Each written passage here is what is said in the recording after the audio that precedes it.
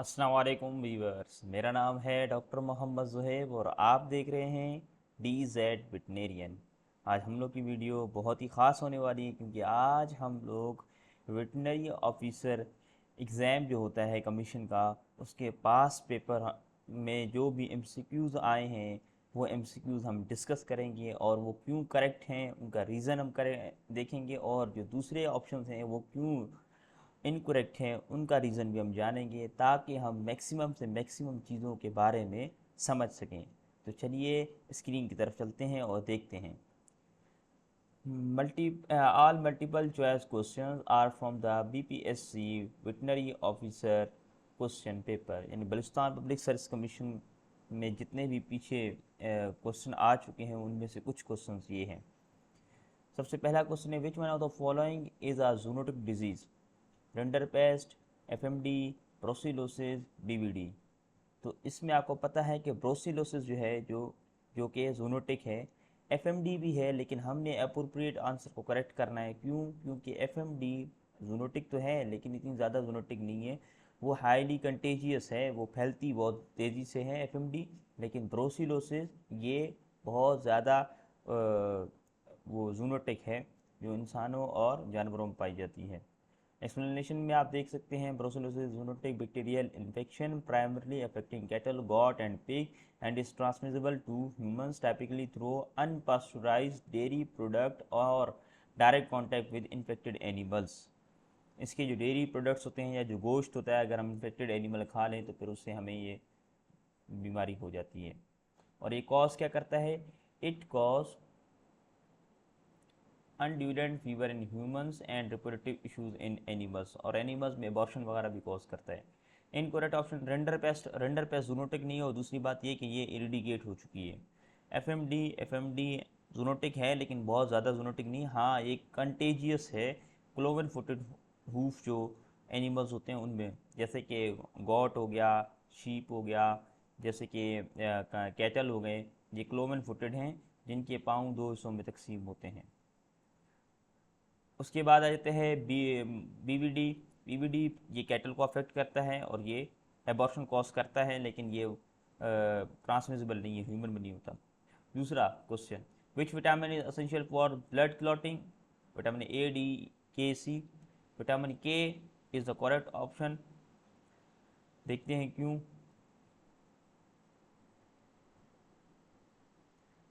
Vitamin के is required for the synthesis of prothrombin and other clotting factors. Prothrombin और other clotting factors को बनाने के लिए क्या ज़रूरी होता है? विटामिन के। इस वजह से ये क्या करता है, फिर क्लॉटिंग करता है।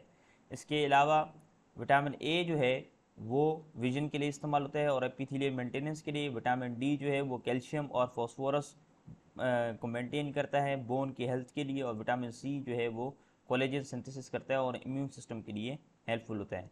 यानी यहाँ पर मैं सिंपल अगर कोलिब्रेट करूँ चीज़ को, तो विटामिन ए जो है वो विजन के लिए, विटामिन डी जो है वो कैल्शियम और फॉस्फोरस यानी बोन ग्रोथ के लिए, विटामिन सी जो है वो इम्यूनिटी के लिए, और विटामिन के जो है वो क्लॉटिंग के लिए। थर्ड आ जाता है, the positive agent of anthrax is. आप बताएं क्या हो सकता है पॉजिटिव एजेंट ऑफ एंथ्रास? तीन ऑप्शन है, Clostridium चोवाई, bacillus anthracis, Mycobacterium bovis, पेस्टुरेला multocida. क्या हो सकता है? सिंपल, इसका आंसर है बेसिलस एंथ्रासिस।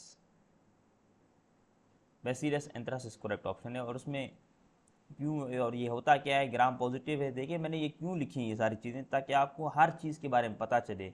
इसी एक MCQ थे, आप सिर्फ बेसिलस एंथ्रासिस के बारे में नहीं बल्कि आप कोलेस्ट्रीडियम चोवाई के बारे में भी जान जाएंगे, माइकोबैक्टीरियम बोविस के बारे में भी जान जाएंगे, पेस्टुरेला मल्टोसिडा के बारे में भी जान जाएंगे। अगर आप सिर्फ ये MCQs ही तैयार करते हैं अच्छे तरीके से, और अगर आप ये डॉक्यूमेंट जो मेरे पास है वर्ड फॉर्म में, अगर ये आप चाहते हैं, अगर आप इसको सिर्फ पढ़ें तो यकीन जाने आपका जो कमीशन का टेस्ट है बिल्कुल ही हलवा हो जाएगा आपके लिए। क्योंकि आप देखें खुद इसमें सारी आपकी मेडिसिन भी कवर हो रही है, आपकी माइक्रोबायोलॉजी भी कवर हो रही है, आपकी रिप्रोडक्शन भी कवर हो रही है, आपकी फिजियोलॉजी भी कवर हो रही है, हर चीज़ कवर हो रही है, क्योंकि एक क्वेश्चन में आप 4 टॉपिक को क्लियर कर रहे हैं।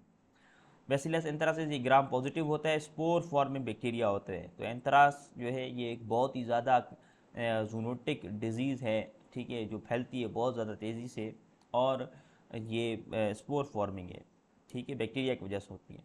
कोलोस्ट्रीडियम चोवाई ये ब्लैक लैग करता है कैटल में, सवाल आया है। माइकोबैक्टीरियम बोविस जो है ये बोवाइन टीबी कॉज करता है। और पेस्टुरेला मल्टोसिडा ये क्या करता है, हीमोरेजिक सेप्टिसीमिया एचएस और फाउल कोलरा करता है चिकन में। Which one of the following is disease? Which one of the following disease is transmitted by tick? टिक की डिजीज़ कौन सी डिजीज़ जो है जो टिक्स के जरिए फैलती है? बेबेसियोसिस, ट्रिप्नोसोमियोसिस, लेप्टोस्पायरोसिस, ब्रोसिलोसिस। बेबेसियोसिस, बेबेसियोसिस ये टिक के जरिए फैलती है। बेबेसियोसिस टिक बॉर्न प्रोटोजुएन डिजीज़, क्योंकि बेबेसिया एक प्रोटोजुआ है, प्रोटोजुआ है, ये ना बैक्टीरिया है ना ये वायरस है, ये एक प्रोटोजुआ है। अच्छा, ये रेड ब्लड सेल को अफेक्ट करते हैं, यानी कि ये ब्लड पैरासाइट है।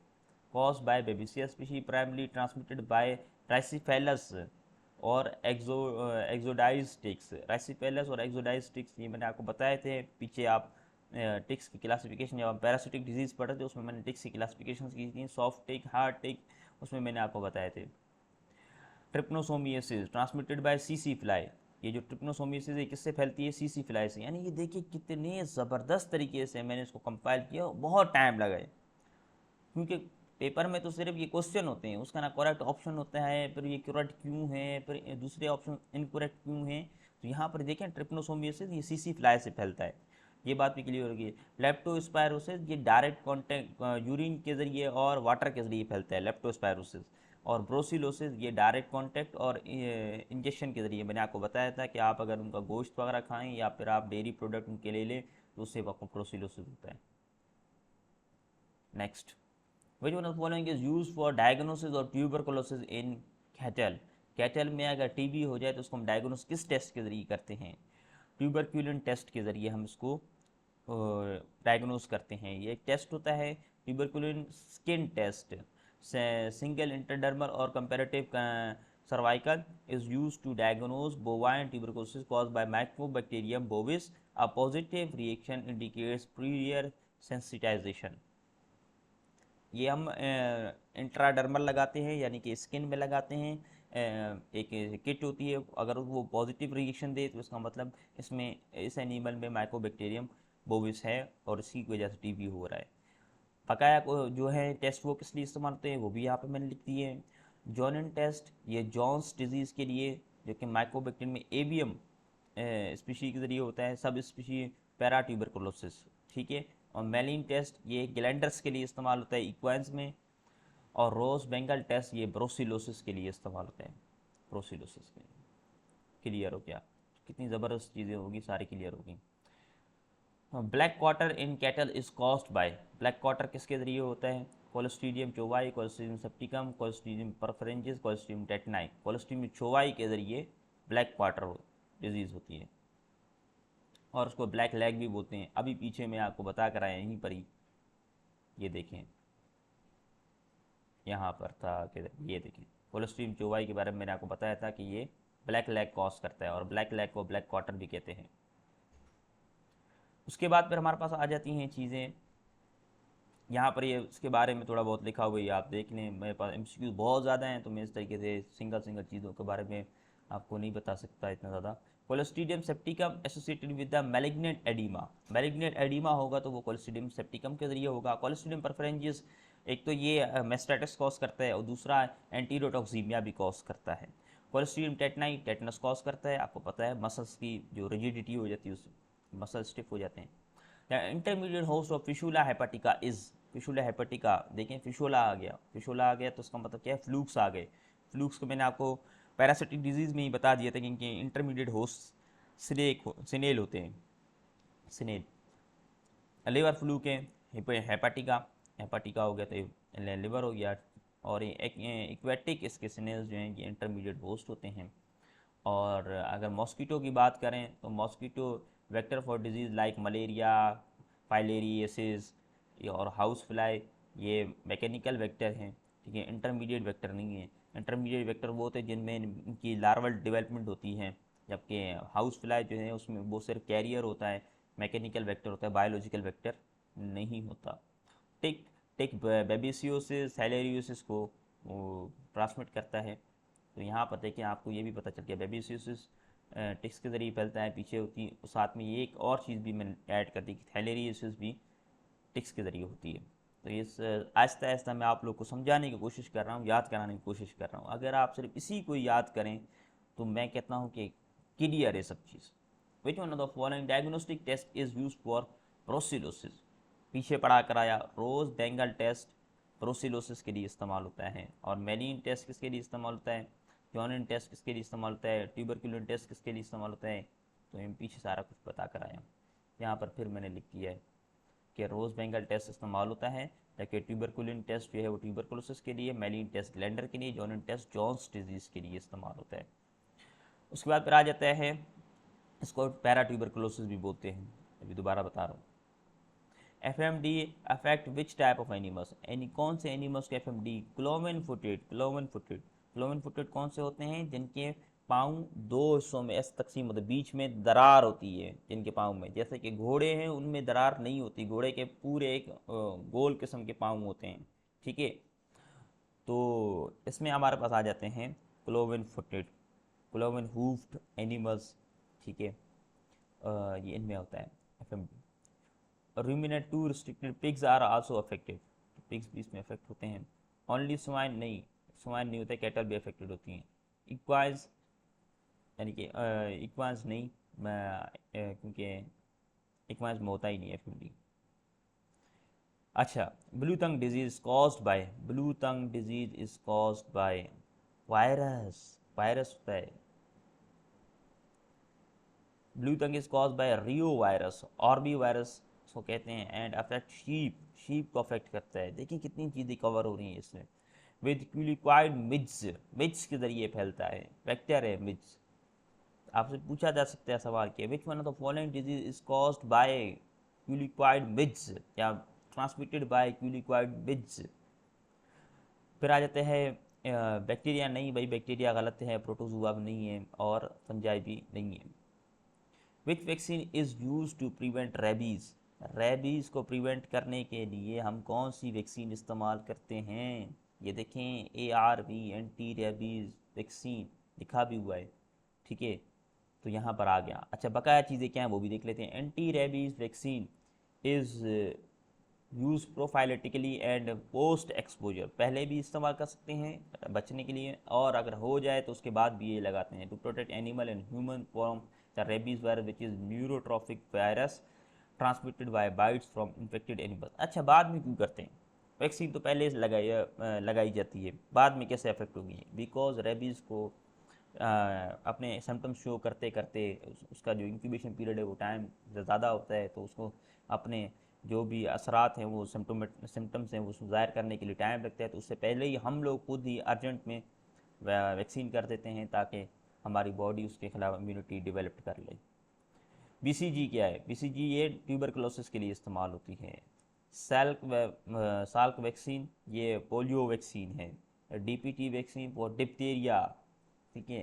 टेटनस, चिल्ड्रन में जो टेटनस है।